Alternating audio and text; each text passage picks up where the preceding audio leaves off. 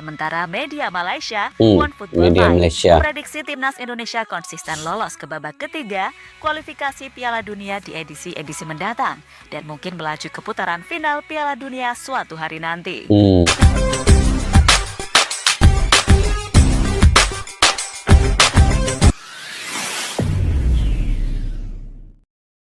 Assalamualaikum dan salam persaudaraan, salam sepak bola. Selamat bertemu kembali guys di channel Askalani Studio. Oke guys, hari ini saya ingin berbicara terkait dengan perkembangan sepak bola Indonesia yang telah menang ke atas Arab Saudi dan menjadi sorotan dunia guys. Bukan sahaja di ASEAN ini ya, tapi malahan di dunia juga Indonesia itu kini menjadi sorotan memang.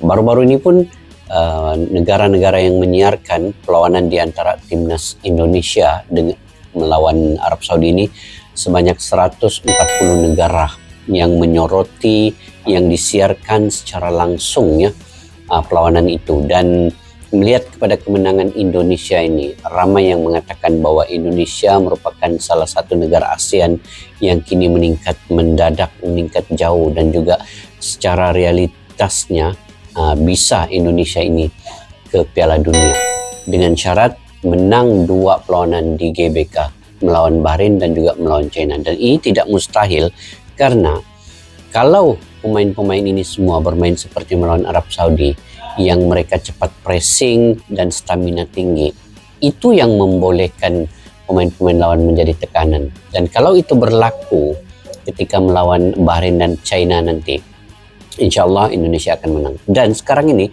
saya melihat secara keseluruhannya Indonesia telah membentuk chemistry yang baik di lapangan.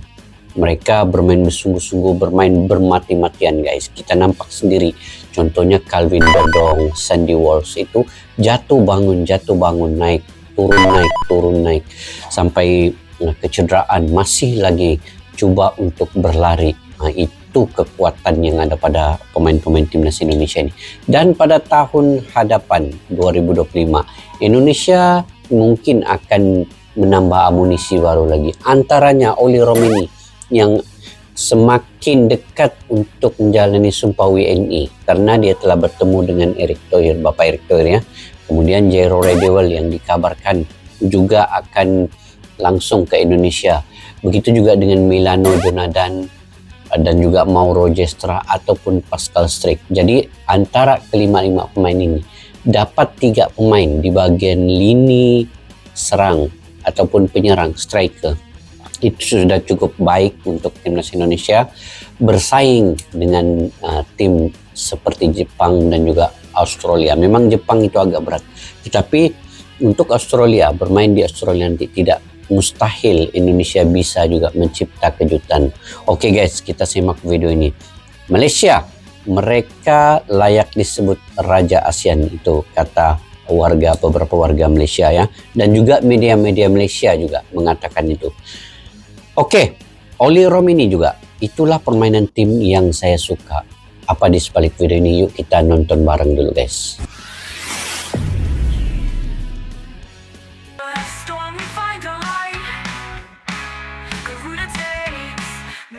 Don't give up, we believe you. Ini kata-kata semangat saja tercipta di GBK malam tadi, di mana Indonesia menjadi satu-satunya wakil ASEAN yang mampu meraih 6 poin di babak round 3 kualifikasi Piala Dunia. Bahkan berkat capaian manis itu, membuat media-media di Asia Tenggara seperti Vietnam hingga Malaysia ramai-ramai berikan pujian kepada timnas Indonesia. Tak sungkan, negara tetangga tercinta kita menyebut Indonesia sebagai Raja ASEAN yang baru. Raja ASEAN baru guys. Selain itu, dengan catatan gemilang timnas Indonesia di babak round 3 ini, membuat peluang Indonesia bermain di Piala Dunia 2026 semakin terbuka lebar. Sebuah hal yang kemudian membuat calon striker Indonesia, Oli Romeni, semakin yakin dan gak sabar untuk menjalani debutnya di bulan Maret tahun depan. Selain Ole, juga ada beberapa pemain grade A yang makin tak sabar untuk gabung ke skuad Garuda. Mantap ini. Oke Malaysia, mereka Indonesia layak disebut sebagai Raja ASEAN yang baru. Betul. Ini memang dia fakta datanya begitu memang. Kita mengakui Indonesia memang jauh meninggalkan negara-negara ASEAN yang lainnya.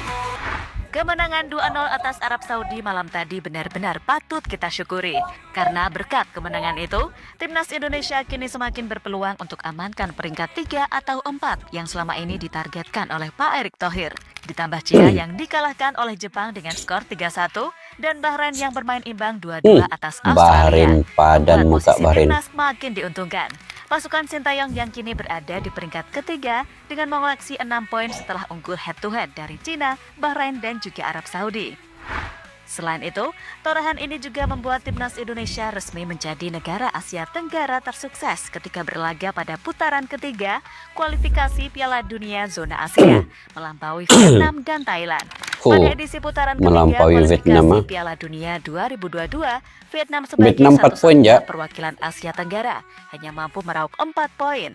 Sementara itu pada putaran ketiga kualifikasi Thailand pun Piala 2 poin, Dunia ya. 2018 Zona Asia Grup B, Thailand mampu mengamankan 2 poin dari 10 pertandingan, hasil dari menahan imbang Australia dan Uni Emirat Arab. Pencapaian skuad asuhan Sintayong pada putaran ketiga Indonesia kualifikasi lagi Piala Dunia Zona banyak Asia poin. ini masih dapat lebih baik lagi. Terlebih CITSAS CS masih memiliki 4 pertandingan lagi. Oke guys, kita lihat tadi ya, Thailand hanya 2 poin saja daripada 10 perlawanan. Begitu juga dengan Vietnam, hanya 4 poin daripada 10 perlawanan. Jadi Indonesia kini punya rekor yang tersendiri ya. Dari sekarang ini baru 5 perlawanan ya, 6 perlawanan.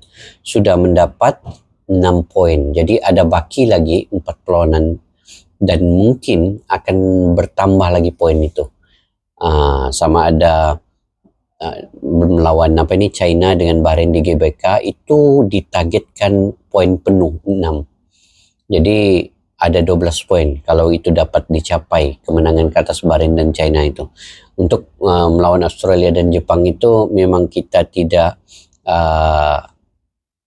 poin itu memang agak sulit ya, memang kita tidak menargetkan sepenuhnya, tetapi yang lawan China dengan Bahrain kalau dapat itu maka Indonesia punya rekor yang tersendiri di kualifikasi Piala Dunia ini guys.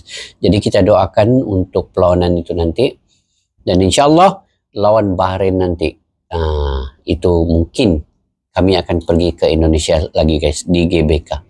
Nanti kita tengok macam mana. Oke, kita lanjut guys.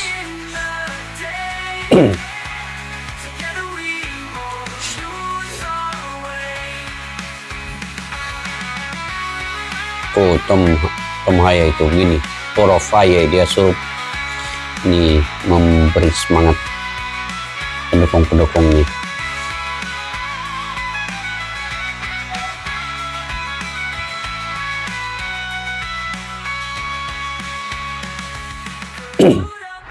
Di sisi lain, kesuksesan timnas Indonesia di babak round 3 ini bahkan membuat media-media tetangga seperti Vietnam dan Malaysia yang biasanya julid kini memberikan apresiasi cukup tinggi.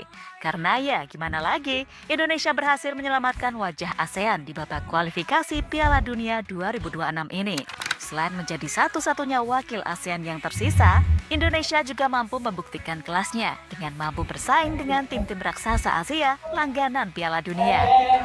Salah satunya dari media Vietnam, The Tao 247, di mana mereka memberikan pujian atas performa Indonesia pada 2 laga awal grup C.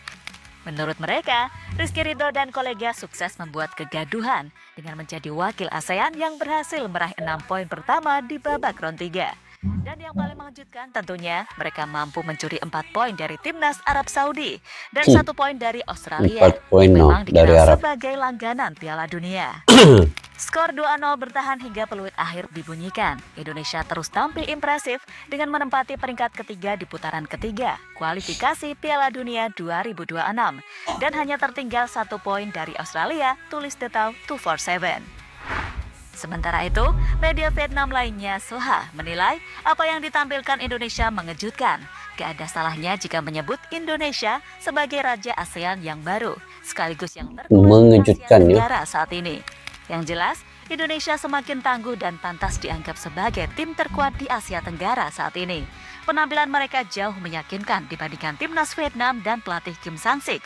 Beserta timnya punya alasan untuk sama-sama khawatir dan angkat topi kepada tim asuhan Sintayong, tulis laporan Soha. Sementara media Malaysia, Hmm, One Football media Mind, Malaysia. prediksi timnas Indonesia konsisten lolos ke babak ketiga kualifikasi Piala Dunia di edisi-edisi mendatang dan mungkin melaju ke putaran final Piala Dunia suatu hari nanti. Walaupun kami sering meledek timnas Indonesia, tetapi kami yakin proyek Indonesia tidak akan terhenti seperti Vietnam dan Thailand yang tidak masuk ke round 3 secara berkelanjutan. Ramalan kami, Indonesia akan lolos ke round 3 secara mungkin reguler akan ke dan Piala mungkin Dunia, lolos guys. Piala Dunia. Tulis One Football Mind di akun X-nya @OneFootballM.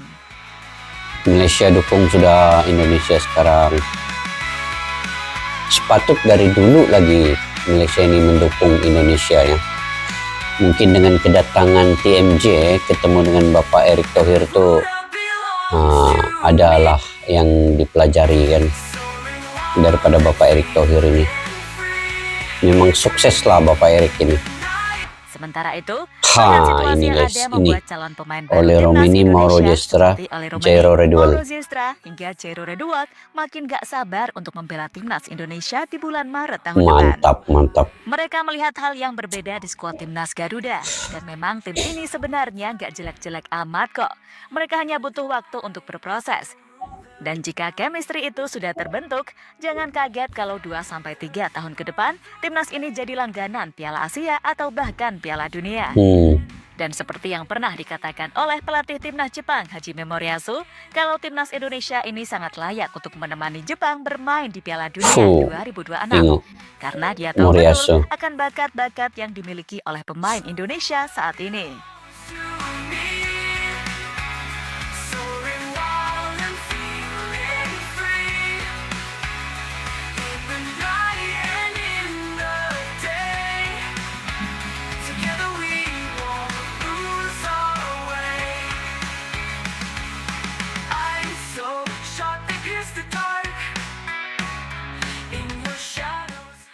Kemenangan pertama atas Arab Saudi. Ya, seperti kita tahu, kalau timnas Indonesia tidak pernah sekalipun mendapatkan kemenangan kala jumpa Arab Saudi. Terakhir kali timnas Indonesia mendapatkan poin dari Arab Saudi di kompetisi resmi adalah 6 Oktober 1983. Saat itu pertandingan berakhir imbang 1-1 pada ajang kualifikasi Olimpiade 1984. Jauhnya. Sebenarnya, timnas pernah 2 kali menahan imbang Arab Saudi pada 1997 dengan skor 1-1 dan pada 2011 dengan skor 0-0. Namun keduanya merupakan pertandingan uji coba. Hasil yang diraih pada pertandingan terakhir menjadi pemecah rekor 21 tahun tidak mampu mencuri poin dari Arab Saudi di kompetisi resmi. Dan Sintayong menjadi pelatih Indonesia pertama yang belum pernah merasakan kekalahan saat bertemu dengan timnas Arab Saudi.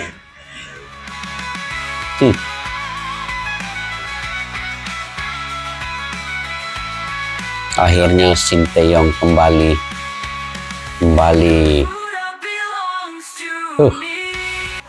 Target rank 100 dunia makin terbuka lebar. Timnas Indonesia berhasil naik 5 peringkat di ranking FIFA setelah mengalahkan Arab Saudi. Sebagai informasi, timnas Indonesia awalnya menempati peringkat 130 di ranking FIFA sebelum menjalani laga di bulan November ini. Posisi timnas Indonesia sempat turun 2 peringkat ke posisi 132. Hal tersebut merupakan buntut dari kekalahan timnas Indonesia dari Jepang. Kala itu, timnas Indonesia kalah dari Jepang dengan skor telak 0-4. Kekalahan tersebut membuat timnas Indonesia kehilangan 2,93 poin FIFA. Tim asuhan Sintayong lalu turun ke posisi ke-132 dengan raihan 1115,94 poin. Namun, timnas Indonesia kini berhasil naik 5 peringkat. Hal tersebut disebabkan karena keberhasilan timnas Indonesia mengalahkan Arab Saudi dengan skor 2-0. Tim Merah Putih berhak ketambahan 19,16 poin FIFA atas kemenangan ini. Timnas Indonesia kini memiliki poin sebanyak 1135,1 di ranking FIFA atau berada di ranking 125 dunia. Dengan melihat situasi yang ada, untuk amankan peringkat 100 dunia semakin terbuka lebar. Sesuai dengan target PSSI dengan Coach Shin di kontrak barunya, yakni bisa membawa Indonesia capai peringkat 100 dunia. Dan sekali lagi, apa yang ditunjukkan timnas Indonesia jelas luar biasa. Dia telah membuktikan kalau mereka mampu bersaing di grup yang dikenal sebagai neraka ini dengan tim-tim raksasa langganan Piala Dunia. Timnas Indonesia berhasil menjadi underdog yang tentunya cukup disegani oleh lawan-lawannya. Semoga di tahun depan, dengan bertambahnya sejumlah pemain baru, Indonesia bisa lebih improve lagi. Dan tentunya bisa amankan peringkat 3 dan 4, lalu berjuang di round 4 dan lolos ke Piala Dunia. Amin. Amin. Guys, saya semakin yakin sebenarnya Indonesia ini akan masuk ke Piala Dunia, guys. Karena Indonesia tahun depan nih akan ada tambahan amunisi baru lagi, yaitu Oli Romini. Kemungkinannya Oli Romini ini hampir pasti karena sudah ketemu dengan Bapak Erick Thohir. Mauro Gestra, Milano Jonadan, Jairo Redewell, Pascal Strik. Oke, ini belum ketemu dengan Bapak Erick Thohir lagi, tetapi mungkin saya yakin ya Bapak Erick Thohir akan mempercepatkan segala proses-proses yang ada untuk pemain-pemain ini mengambil sumpah WNI. Dan sekarang ini saya punya kekhawatiran juga, kerisauan untuk tahun hadapan ini.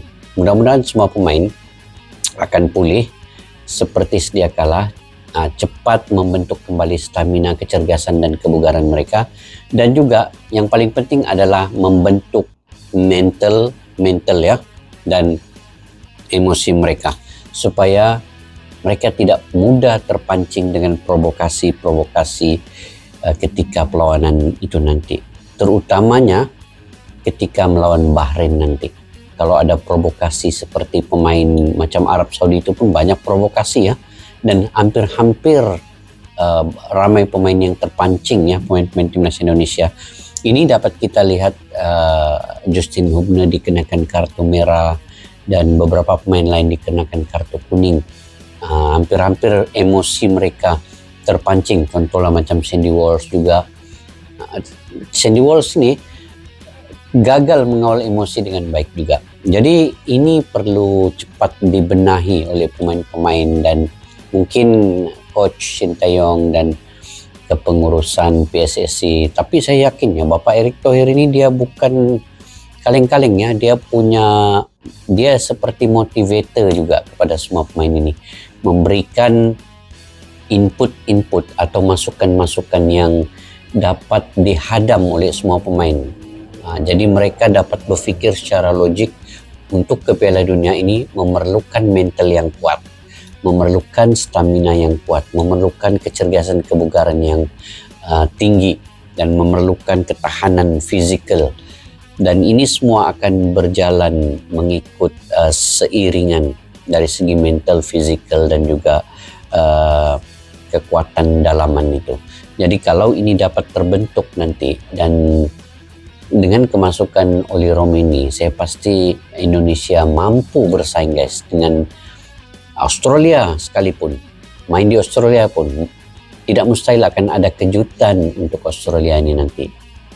Keyakinan saya itu memang tinggi, tetapi kita realistik lah dengan fakta keadaannya. Ada pemain amunisi yang baru masuk, dan ketika itu Indonesia sudah membentuk chemistry yang baik.